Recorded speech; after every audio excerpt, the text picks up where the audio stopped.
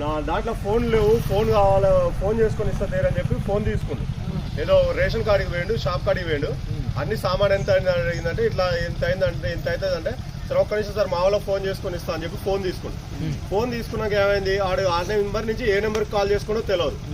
తర్వాత ఆడు పోయిన 5 నిమిషాల తర్వాత చూసుకుంటే 99,000 కట్టయిన వాళ్ళు. తెలిసి కూడా ఫోన్పే ఉన్న నెంబర్ నుంచి ఎవరికైనా సరే ఫోన్పేకి బ్యాంక్ లింక్ ఉన్న నెంబర్ ఏదైనా సరే వాళ్ళకి ఇవ్వకండి. ఏది ఉంటే ఒకవేళ మీరు ఇవ్వాలి అనుకుంటే వేరే నెంబర్ ఏదైతే ఉంటుందో మనిషికి ఖచ్చితంగా 2 నెంబర్లు వేయాలి. ఒక నెంబర్ లేకుంటే అయితే ఎవరు లేరు. వేరే నెంబర్ నుంచి మాట్లాడేది, వేరే నెంబర్ ఇది. ఈ ఫోన్పేకి మన బ్యాంక్ లింక్కి ఏదైతే నెంబర్ ఉందో ఆ నెంబర్కి అస్సలు ఫోన్లు చేసి ఇవ్వరు ఎవరికి ఇచ్చినా.